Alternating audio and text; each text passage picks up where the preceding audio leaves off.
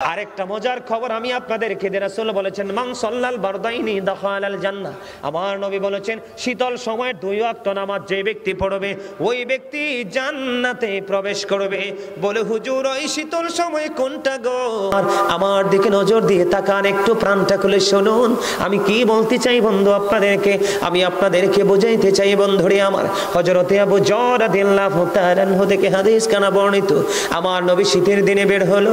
শীতের দিনে বের হওয়ার পরে গাছের দিকে নজর দিলেন, গাছের দিকে নজর দিয়ে চাইয়া দেখলেন আরো কিছুদিন পরে দেখবেন বাংলাদেশের সবগুলো গাছ বন্ধ, পাতা শূন্য হয়ে যাবে। হবে কি হবে না? দেখবেন বন্ধু অটোমেটিক্যালি গাছের পাতাগুলো জোরে জোরে বন্ধু শেষ হয়ে যাবে। আমার নবী বের হলেন, বের হওয়ার পরে দেখতে পাইলেন গাছের পাতাটা ঝরে ঝরে পড়ছে। আমার নবী ডাল টাচ করলেন, টাচ করার পরে আবু জরকে একটা ডাক দিলেন। আবু জর উত্তর দিলেন লাব্বাইকা ইয়া রাসূলুল্লাহ, আমি প্রেজেন্ট, আমি হাজির। আমার নবী বললেন রে আবু জর তুমি গাছের দিকে নজর দিয়ে চাইয়া দেখো শীতের দিনের কারণে শুষ্ক হয়ে গাছের পাতাগুলো কেমন করে ঝরে ঝরে পড়ছে।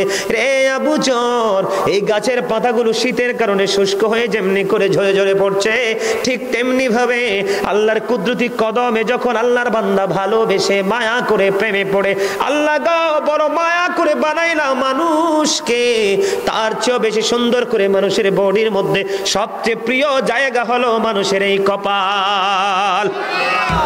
আল্লাহ রাব্বুল আলামিনকে যখন বলবেন মানি এই কপাল বড় মায়া করে বানিয়েছো, এই কপাল তোমার কুদরতি কদমে আমি ঠেকিয়ে দিলাম, বিনিময় দাও গো, বিনিময় মালিক আমি তোমাকে চাই।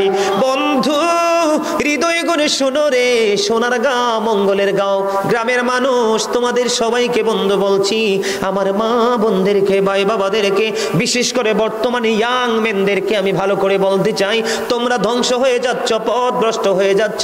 আলেমদের সাথে তোমরা সময় দিতে চাও না, মসজিদের ইমাম সাহেবের সাথে প্রেম করতে চাও না, তোমরা প্রেম করো নেইমারের সাথে, ক্রিকেটারের সাথে, সিনেমার নায়ক নায়িকার সাথে, স্টপ সিঙ্গারদের সাথে। তোমরা মনে রাখবা যখন তোমার মৃত্যুর সময় আসবে, যখন তুমি সাকারাতের বিছানায় শুইবা, তখন তোমার ঈমান নষ্ট করার জন্য তুমি যদি কোনো ট্রেইলারকে পছন্দ করে থাকো ঠিক তার শুরুতে শয়তান তোমার কাছে আসবে, তুমি বেঈমান হয়ে মারা যাবে। মনে রাখবা আমার নবীর সুরত কোনোদিন শয়তান ধরতে পারে না। নবীর সাথে যখন তুমি প্রেমের ডুরি লাগাইবা তখন নবী তোমার মৃত্যুকালে তোমার কাছে এসে হাজির হয়ে যাবে, ঈমানটা স্ট্রং থাকবে। এই জন্য যুবকদেরকে বলে দিতে চাই রে বন্ধু, আমার নবী বললেন প্রেমে পড়ে যখন আল্লাহর কুদরতি কদমে কেউ সেজদাটা লাগিয়ে দেবে, আমার আল্লাহ বলেছেন ওই যে শীতের দিনে যেমনি করে গাছের পাতাগুলো ঝরে যায় ঠিক তেমনি ভাবে আল্লাহর ওই নামাজি প্রিয় বান্দার গুনাহগুলো সবগুলো ঝরে তার আমলনামাটা পাতলা হয়ে যায়। ওইভাবে নামাজ পড়ো বন্ধু যেই নামাজের মধ্যে আছে প্রেম, ওইভাবে নামাজ পড়ো যেই নামাজের মধ্যে আছে মনোযোগ, ওই নামাজ পড়ো যেই নামাজের মধ্যে আছে ভয়। তুমি নামাজটা পড়তে হবে এমন ভাবে বন্ধু, একজন নামাজে দাঁড়ালেন বন্ধুরে আমার, নামাজে যখন তিনি দাঁড়ালেন, দাঁড়ানোর পরে তিনি বলতেছেন আমি নামাজটা এমন ভাবে পড়তে চাই। কিভাবে পড়ি? কই আমি নামাজটা এমন ভাবে পড়ি যখন আমি নামাজে দাঁড়াই আমার কাছে মনে হয় আমি ফুলচেরাতের পোলের উপর দাঁড়িয়েছি, একটু যদি নড়বড় হয় আমি জাহান্নামে নিক্ষিপ্ত হব। তার মানে হলো আমি এতটাই মনোযোগের সাথে নামাজ পড়েছি যেন আমার নামাজটা বিন্দু পরিমাণ কোনো আংশিকভাবে যেন অগ্রহণযোগ্য বলে আল্লাহর কাছে গৃহীত না হয়।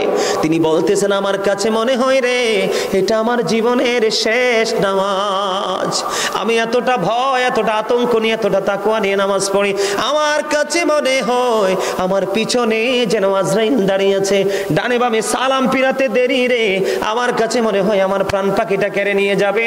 আমি যখন নামাজে দাঁড়াই আমার কাছে মনে হয় আমি যেন বাইতুল্লাহর সামনে দাঁড়িয়ে আছি, আমার কাছে মনে হয় আমার ডান দিকে জান্নাত অবস্থিত, বাম দিকে আমার জাহান্নাম অবস্থিত। এমন তাকওয়া ভয় নিয়ে নামাজে দাঁড়াই, আর ওই নামাজের জন্যই রয়েছে বড় সফলতা। জোরে জোরে বলুন না সুবহানাল্লাহ, আর জোরে বলুন সুবহানাল্লাহ। বন্ধুরে আমার নামাজ এতটা তাকওয়ার সাথে এতটা মূল্যায়ন করে নামাজটাকে পড়তে হবে। আমাদের একজন কিতাব গ্রন্থের প্রণেতার নাম শুনেছি ইমাম বুখারী। যিনি বুখারী শরীফ রচনা করেছেন, ইমাম বুখারীর নাম শুনছেন নিশ্চয় সবাই। মুসলমান ইমাম বুখারীর নাম শুনে নাই এমন কোন মুসলমান পৃথিবীতে নাই বন্ধু। ইমাম বুখারী এমন ভাবে তিনি নামাজ পড়তেন, উনি যখন নামাজে দাঁড়ালেন বিষাক্ত ভীমরুল তাকে কামড় দিল। কি দিল? বিষাক্ত ভীমরুল পোকা তাকে কামড় দিল বন্ধু। কামড় দেওয়ার দিয়ে কামড় কিন্তু দিতেছে, দিতে 10টা কামড় দিয়েছে, কিন্তু নামাজ শেষ হয় না। নামাজ শেষ করার পরে উনি ওনার ছাত্রকে একটা ডাক দিয়ে বললেন, তুমি আমার পাঞ্জাবিটা উঠিয়ে দেখো আমার পিছনে কি আছে। এবার চাইয়া দেখলো বিষাক্ত ভীমরুল পোকা তাকে কামড় দিয়েছে। এবার ছাত্র তাকে ডাক দিয়ে বলল, আপনি কেমন করে সহ্য করেছেন? আপনার এত বিষাক্ত পোকা 10টা কামড় দিয়েছে, তার বিষ দাঁত আপনার পিঠের মধ্যে বসিয়ে দিয়েছে, আপনি কি অনুভব করতে পারেন না? তখন বন্ধু ইমাম বুখারী একটা ডাক দিয়ে বলল, রে আমার ছাত্র, তুমি শোনো গো, আমি যখন নামাজে দাঁড়িয়েছি আমার মালিকের দিকে ধ্যান করে যখন আমি কোরআন তেলাওয়াত শুরু করলাম, আমার কোরআন তেলাওয়াত আমার কাছে এতটাই মধুময় মনে হয়েছে, আমার পিঠে কে কামড় দিয়েছে সেটা আমি বুঝতেই পারিনি। সুবহানাল্লাহ, জোরে জোরে বলেন না সুবহানাল্লাহ। সিহা সিত্তার অন্যতম গ্রন্থ হলো বুখারী শরীফ। জোরে জোরে বলেন না সুবহানাল্লাহ। বন্ধুরে আমার, এখন আমাদের মসজিদে আযান দেয়, আমরা মসজিদে যাই না, ঘরে বসে থাকি। কথা বলেন না কেন? আপনি হয়তো যান, আরেকজন হয়তো যায়, সমাজের সব মানুষ যায় না। কথা বলেন না কেন? যাই, আমরা মসজিদে যাই। মসজিদে যাও না, আবু বকর সিদ্দিক রাদিয়াল্লাহু তাআলা আনহুর দাম কম না বেশি? আর জোরে বলেন। আমার নবী বলেছেন, আমি যখন দ্বীনের দাওয়াত দিতে যাইতাম, আবু বকরের মর্যাদা বোঝানোর জন্য বলছি বন্ধু, আমি যখন দ্বীনের দাওয়াত দিতে যাইতাম মানুষ সন্দেহ করতো আমি নবী কিনা, কিন্তু আমার আবু বকর যখন দ্বীনের দাওয়াত দিতে যাইতো রে, বিন্দু পরিমাণ কোনো সন্দেহ করতো না, কারণ জানতো সবাই আবু বকর সাচ্চা নবীর প্রেমিক। বন্ধুরে আমার, আপনারা যারা মদিনাতুল মুনাওয়ারায় গিয়েছেন দেখেছেন নবীর সঙ্গে নবীজির রওজা মুবারকে নবীজির পাশে আপন করে কত জড়িয়ে রেখেছেন আবু বকর শুয়ে আছে। ঠিক না বেঠি? বন্ধুরে আমার, হযরতে আবু বকরের জীবনী থেকে আপনাদেরকে আমি একটা তথ্য দেব বন্ধু। সেই তথ্যটা হলো, একটু মন দিয়ে শুনবেন। আবু বকর দ্বীনের জন্য সব সম্পত্তি ব্যয় করে দিল। ব্যয় করতে করতে করতে করতে করতে করতে বন্ধু তিনি দুস্থ হয়ে গেলেন। একদিন মসজিদে আজান দিয়ে গেল, আজান হয়ে গেল, আবু বকর মসজিদের মধ্যে অবস্থান করতে পারতেছে না, যাইতে পারতেছে না। কেন গো? তিনি যাইতে পারে না। তিনি যাইতে না পারার পিছনে কারণ হলো, নামাজ পড়তে হলে কিন্তু পোশাকের একটা শর্ত আছে।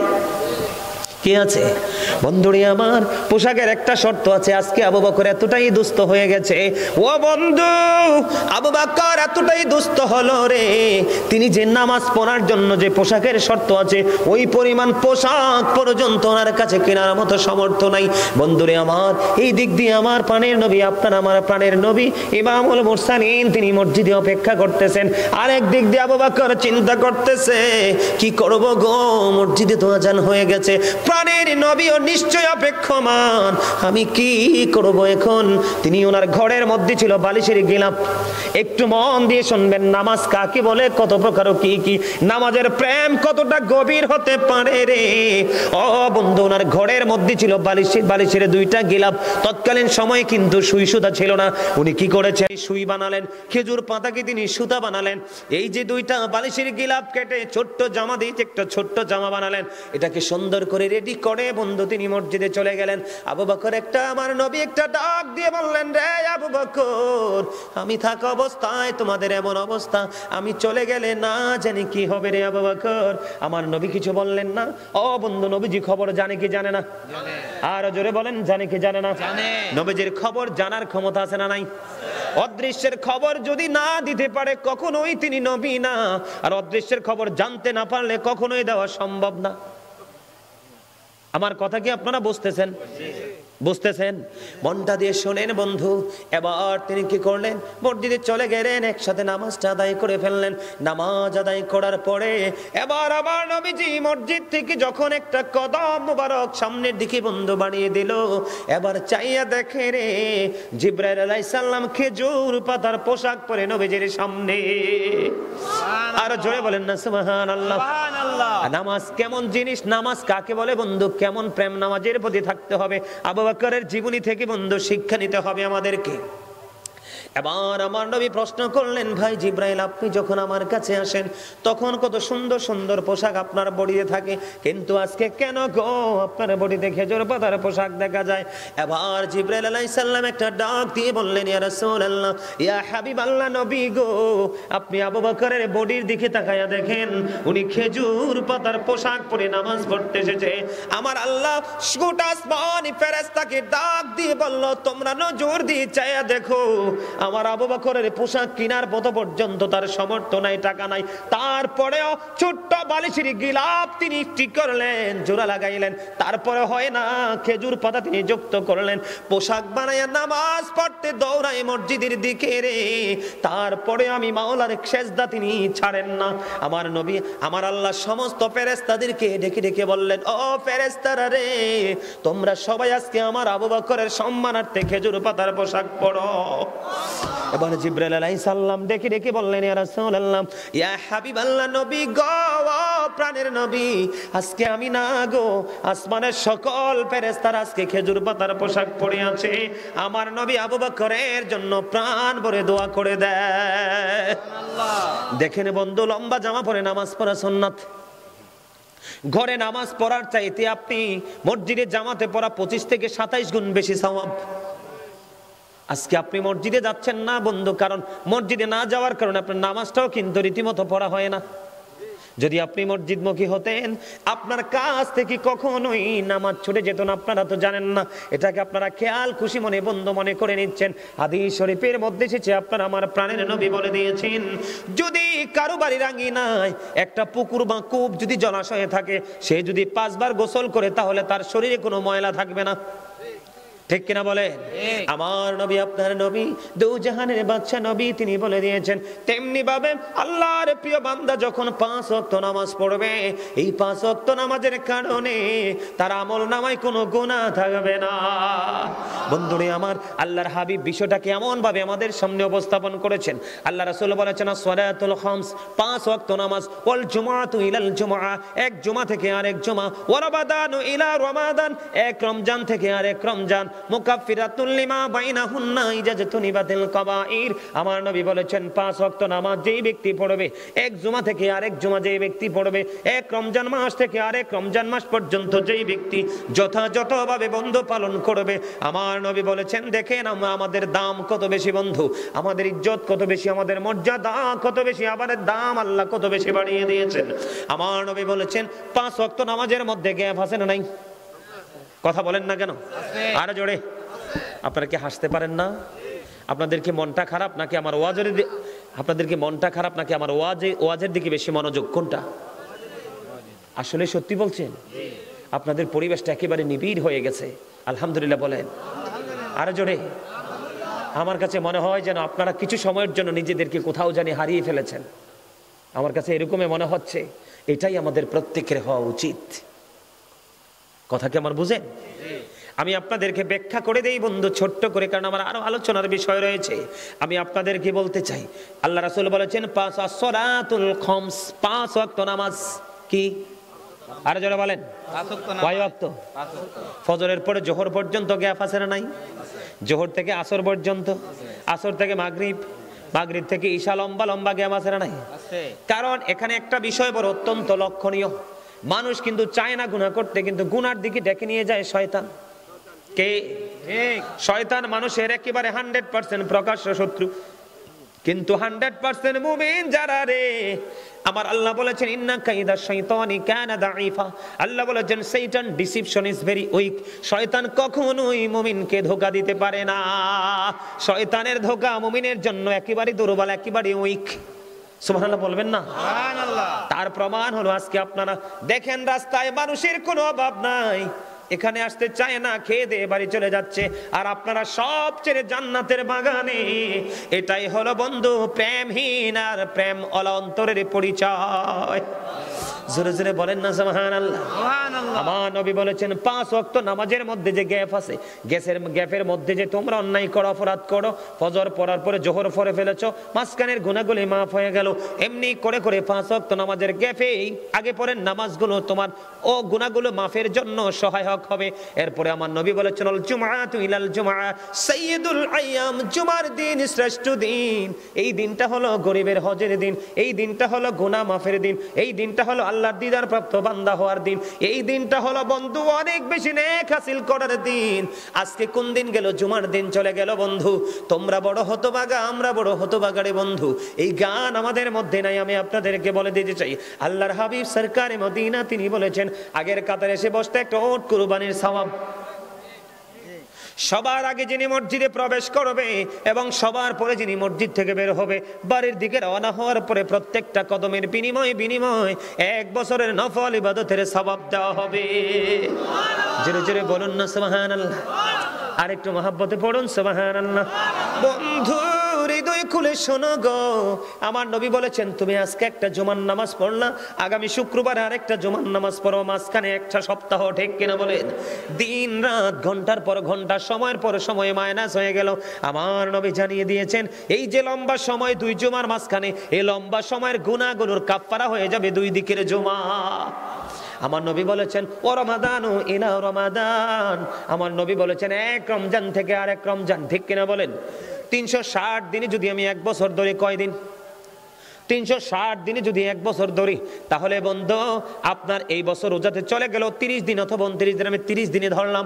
পরের বছর যখন এবং ফার্স্ট ইয়ার শুরু হয়ে যাবে বন্ধু, প্রথম যখন বছর শুরু হয়ে যাবে তখন ওখান থেকে আমি আরো 30টা দিন মাইনাস করে দিলাম, 60 দিন চলে গেল।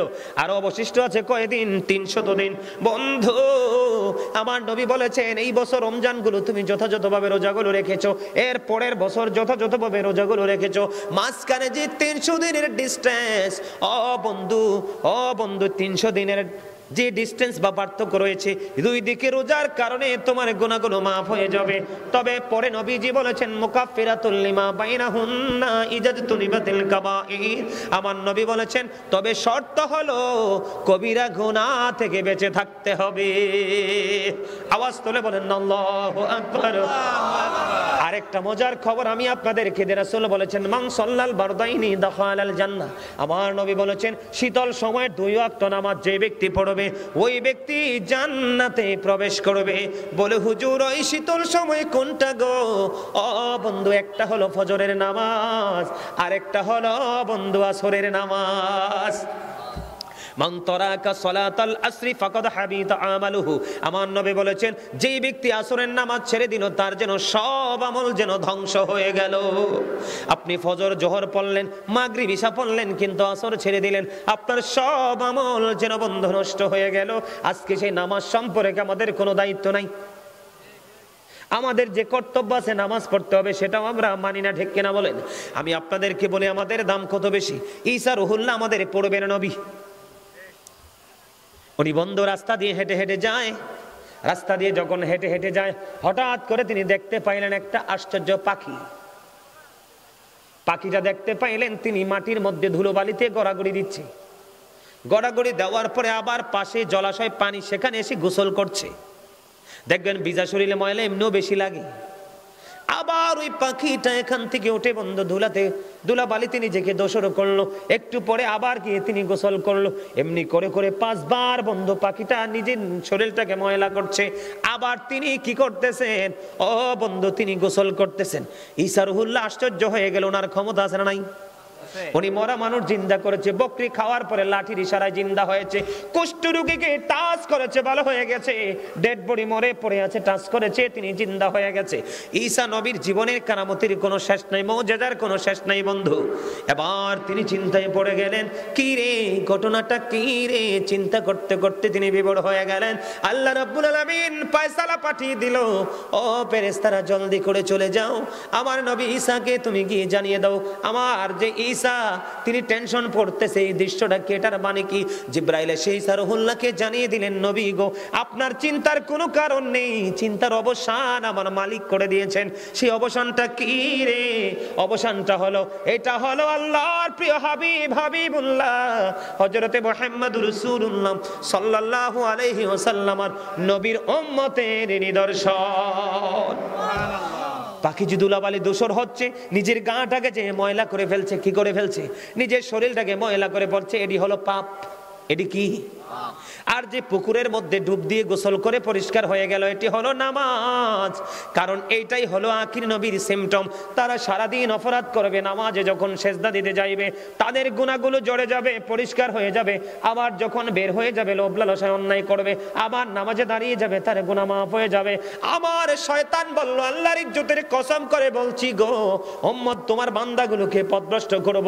আল্লাহ রাব্বুল আলামিন কথা দিয়েছে, আমি আল্লাহ কথা দিলাম, আমার বান্দা মৃত্যুর পূর্বক্ষণ পর্যন্ত, যতক্ষণ পর্যন্ত ক্ষমা চাইতে থাকবে, আমি আল্লাহ ততক্ষণই ক্ষমা করতে থাকব।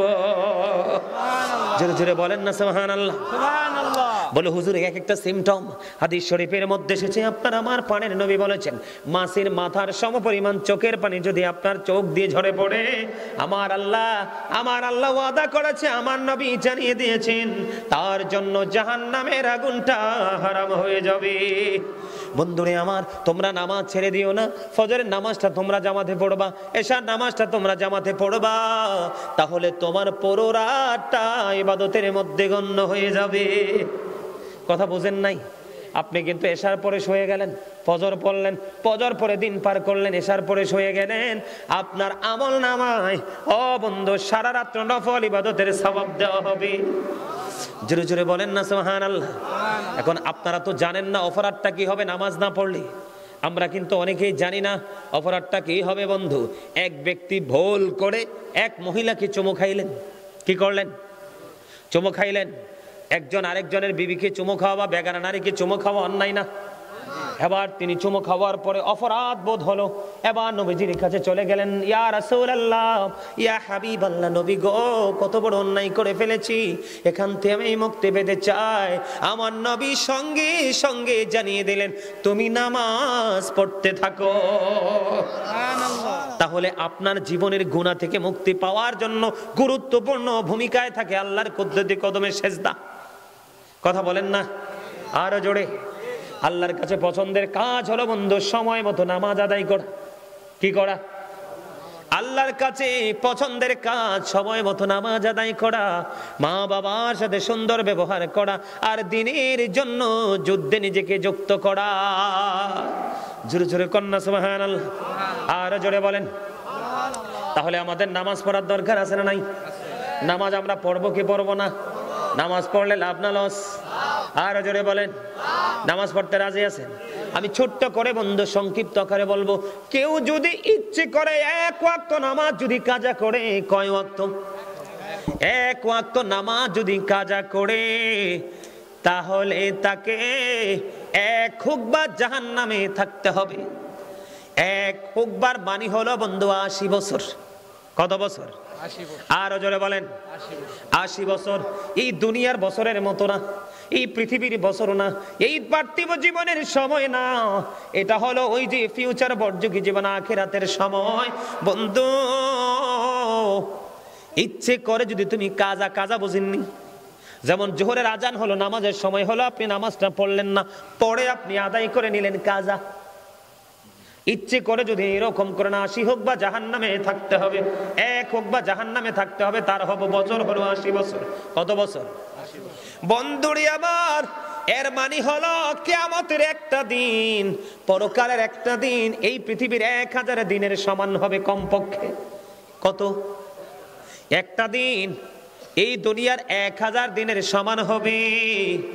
এই হিসাব করে খুঁজে মিলে গেল 2,88,00,000 বছর জাহান্নামে থাকতে হবে। জোরে জোরে কন্যা নাউজুবিল্লাহ। আরে আরো জোরে বলেন না নাউজুবিল্লাহ। এই পৃথিবীর 1000 দিনের মতো হবে কিয়ামতের হাসরের দিনের একটা দিন। শুধু ইচ্ছে করে এক ওয়াক্ত নামাজ কাজা করার কারণে শাস্তি তার জন্য বহাল থাকবে। যদি ইচ্ছে করে কেউ নামাজ ছেড়ে দেয় তাহলে সে যেন কুফরি করে ফেলল। এবার আসেন হুজুর, আমি এই বিষয় নিয়ে আর আলোচনা করবো না, ছোট্ট একটা যারা বোঝার বুঝে গেছেন অটোমেটিকলি, ঠিক কিনা বলে। এবার আসেন নামাজটা কবুল হচ্ছে না কেন? নামাজটা কবুল না হওয়ার কারণ হলো হাদিস শরীফের মধ্যে এসেছে, আল্লাহ রাব্বুল আলামিন কোরআনে বলেছেন ইন্নাল্লাহা ইউহিব্বুত তাওয়াবিনা ওয়া ইউহিব্বুল মুতাহহিরিন। আল্লাহ রাব্বুল আলামিন তওবাকারী এবং যারা পবিত্র থাকে তাদেরকে ভালোবাসে। সুবহানাল্লাহ বলেন না? সুবহানাল্লাহ। আর জোরে আল্লাহ কোরআনে কি বলেছেন? কথা বলে না। নামাজ কেন কবুল হচ্ছে না? আমি আপনাদেরকে শুধু সেই দোষগুলো তুলে ধরবো সংক্ষিপ্ত আকারে। এই যে আমার চাচা যদি থাকতো এখন খুশি হতো, উনি কিন্তু রাগ করে চলে গেছেন, ঠিক কিনা বলেন? কারণ এই অন্যায়টা দেখে উনি সহ্য করতে পারে নাই, নিশ্চয় অনেক বেশি খারাপ লাগছে, ঠিক কিনা? ঠিক। বন্ধুরে আমার, আমি আপনাদেরকে বুঝাই কি, আপনারা মন দিয়ে শুনবেন। একদিকে আল্লাহ বলেছেন ইন্নাল্লাহা ইউহিব্বুত তাওয়াবিনা ওয়া ইউহিব্বুল মুতাহহিরিন। আল্লাহ রাব্বুল আলামিন যারা তওবা করে এবং পবিত্র থাকে তাদেরকে আল্লাহ পছন্দ করে। বন্ধুরে আমার, তওবাকারী এবং পবিত্র ব্যক্তি যারা আল্লাহ তাদেরকে পছন্দ করেন, ওই দিক দিয়ে আল্লাহর হাবিব হাদিস শরীফের মধ্যে এসেছে লা তাকবালু সালাতুম বিগাইরি তুহুর ওয়ালা সাদাকাতুম মিন গুলুল। আল্লাহ রাসূল বলেছেন পবিত্রতা ছাড়া নামাজ কবুল হয় না এবং হালাল টাকা ছাড়া দানও কবুল হয় না। বুঝো না তোমরা কথা? ঠিক না? কে বলছে কথা? আল্লাহর হাবিব। আল্লাহর হাবিবের কথা সত্য না? সাদাকাল্লাহুল মাওলানাল আযীম ওয়া সাদাকা রাসূলুহুন নবিয়ুল হাবিবুল কারীম। আল্লাহর কথা যেমনি সত্য, নবীর কথা। এটা কিন্তু বেঈমান কাফেররাও কিন্তু এটা বলেছে যে নবীজি আল আমিন, তিনি যে সত্যবাদী, এটা তারা নিজেরা তাদের লেখনির মাধ্যমে, বক্তব্যের মাধ্যমে তারা এটাকে একবারে আপনার কি করে দিয়েছেন, একবারে শনাক্ত করে দিয়েছেন। কিভাবে জানেন? হযরত মুহাম্মদ সাল্লাল্লাহু আলাইহি সাল্লাম was born in Arab country. His father's name was Abdullah. His mother's name was Amina. His father said died before he was born. He lost his mother in his childhood. He was very truthful. তিনি ছিলেন শ্রেষ্ঠ সত্যবাদী। কে? আপনার আমার প্রাণের নবী। জোরে জোরে কন্যা সুবহানাল্লাহ। আর জোরে সুবহানাল্লাহ। আল্লাহ বলতেছেন কি, যারা তওবা করে, বেশি বেশি করে তওবা করে পবিত্র থাকে, আল্লাহ তাদেরকে পছন্দ করেন, ঠিক না? ঠিক। বন্ধুরে আমার, আর আরেক দিক দিয়ে আল্লাহর হাবিব বলতেছেন পবিত্রতা ছাড়া ইবাদত কবুল হয় না, হালাল টাকা ছাড়া দানও কবুল হয় না। মিফতাহুল জান্নাতিস সালাহ ওয়া মিফতাহুস সালাতিত তুহুর। নামাজ হলো জান্নাতের চাবি, আর নামাজের চাবি হলো পবিত্রতা। কি বুঝছেন নি কথা? নামাজের চাবি কি? আর নামাজ কি? জান্নাতের চাবি। as-salatul mi'rajul মুমিনিন, নামাজ মুমিনের জন্য মেরাজ। জোরে জোরে কন্যা সুবহানাল্লাহ। আর জোরে বলে। এবার আসেন, নামাজ কবুল না হওয়ার পিছনে অন্যতম কারণ হলো বন্ধু, সর্বপ্রথম বর্তমানে ম্যাক্সিমাম মানুষ হারাম পথে টাকা উপার্জন করে খায়। আরো ধরে কন্যা কেন? কারণ বন্ধু, যাদের বডিটা হারাম উপার্জিত খাবার দিয়ে গঠিত হয়েছে, তাদের সেজদা কখনো কবুল হবে না। এখানে নোংরামি আছে না নাই? 2 নাম্বার বুখারী শরীফের মধ্যে এসেছে হাদিস খানা, আপনি 10 টাকা দিয়ে একটা জামা কিনেছেন, অথবা 100 টাকা দিয়ে, অথবা 1000 টাকা দিয়ে, 1000 টাকা দিয়ে যদি কিনেন 900 টাকা আপনার হালাল, 100 টাকা হারাম। 10 টাকা দিয়ে যদি কিনে থাকেন 9 টাকা আপনার হালাল, 1 টাকা হারাম। বন্ধুরে আমার, আমার নবী বলেছে 1 টাকা হারাম যখন তোমার 9 টাকার সাথে যুক্ত হলো, এটা হারাম হয়ে গেল। এই পোশাক পরে কিয়ামত পর্যন্ত তুমি নামাজ পড়ো রে, এই নামাজ আল্লাহর দরবারে কবুল হবে না। আওয়াজ তুলে বলুন না নাউজুবিল্লাহ। আর জোরে বলেন নাউজুবিল্লাহ। নাউজুবিল্লাহ। 2 নাম্বার হলেন বর্তমানে ম্যাক্সিমাম বর্তমান সমাজের যুবকদের দিকে যদি তাকাই, আপনারা তো ঢাকার মানুষ, ম্যাক্সিমাম যুবকের পরনে দেখবেন জিন্স প্যান্ট থাকে, কি প্যান্ট থাকে? জিন্স প্যান্ট আছে না নাই? আছে। আমি আপনাদেরকে বুঝাচ্ছি, মন দিয়ে ব্রেইনে সেটআপ দেন বন্ধু, বিরক্ত হলে বলবো না। আল্লাহ কোরআনে বলেছেন লিবাসুত তাকওয়া যালিকা খায়র। আল্লাহ রাব্বুল আলামিন বলেছেন আল্লাহর কাছে সবচেয়ে উত্তম পোশাক হলো তাকওয়ার পোশাক। যে পোশাকটা পুরুষের জন্য, ইমানদার পুরুষের জন্য ফরজ। এই পোশাকটা উপর দিয়ে থাকবে নাভি বরাবর অথবা নাভির উপরে, নিচের দিক দিয়ে থাকবে টাকনোর উপরে। বলে হুজুর এখন যদি আমি নাভির নিচে পড়ি, আপনি ফরজ তরক করেছেন। আল্লাহ রাস্তা দেখিয়ে দেখাইছে একটা, আপনি নিজের রাস্তা তৈরি করেছেন আর একটা। কথা কি আমার বুঝে আসে? আর নিচে দিয়ে আপনি টাকনুর উপরে রাখতে হবে, নিচে যাওয়া যাবে না। বুখারী শরীফের মধ্যে সে হাদিস খানা, যিনি অহংকার করে করে টাকনুর নিচে ঝুলিয়ে ঝুলিয়ে পোশাক পরবে তার ঠিকানা জাহান্নাম। আল্লাহ ডাজন্ট লাইক দ্য প্রাউড। আল্লাহ অহংকারীকে পছন্দ করে না, ঠিক কিনা বলেন? ইন্নাহু লা ইউহিব্বুল মুস্তাকবিরিন। আল্লাহু আকবার। আল্লাহ অহংকারীকে পছন্দ করেন না। কি করেন না? কথা বুঝে নেবেন কিন্তু, আমার কথা কি বোঝেন? তিন শ্রেণীর মানুষকে হাসরের দিন আল্লাহ ক্ষমা করবে না। এক শ্রেণীর মানুষ হলো লুঙ্গি, প্যান্ট, পায়জামা, ট্রাউজার যেটাই পরেন না কেন, যদি বন্ধু টাকনোর নিচে ঝুলানো থাকে, ওই মানুষকে আল্লাহ রাব্বুল আলামিন কাল হাসরের দিন ক্ষমা করবে না, তারকে আল্লাহ রাব্বুল আলামিন দয়া করবে না। দুই নাম্বার হলো যারা ব্যবসার মাধ্যমে অর্থ উপার্জন করে মানুষকে ঠকায়, বন্ধু তার ক্লায়েন্টকে ঠকায় তার জন্য। তিন নাম্বার হলো যেই মানুষ বিপদে পড়লে উপকার করে, সুযোগ পাইলে খোটা দেয়। এটা একটা হাদিস শরীফ। এই জন্য বন্ধু বলছি, তুমি যে নামাজ পড়ছো নাবির নিচে, গতকালকে যখন আমরা ওই যে কোথায় যে বলছিলাম মেঘালয়ের দিকে রওনা দিলাম, ময়মনসিংহ দিয়ে শেরপুর দিয়ে, একেবারে মেঘালয় বর্ডারের কাছাকাছি প্রোগ্রাম করে আসলাম, হঠাৎ করে দেখলাম একটা ছেলে তার গাড়িটাকে ক্লিন করতেছে। বিশ্বাস করেন আমার চোখ দুইটো লজ্জিত হয়ে গেছে। সেই শুয়ে বন্ধু গাড়িটা ক্লিন করতেছে, তার পিছনের দিক দিয়ে 100% লজ্জাস্থানটা দেখা গিয়েছে। আমি লজ্জায় কিন্তু কোনো কিছু বলিনি, চোখগুলো অন্যদিকে ঘুরিয়ে নিচ্ছে। এখানে দাঁড়িয়ে দাঁড়িয়ে কিসের কথা? এই এটা কি কথার জায়গায়? তোমরা এখানে দাঁড়ায় দাঁড়িয়ে কথা বলছো কেন? যাও ওইদিকে যাও, বিরিয়ানির সময় এসে নিয়ে যাইও।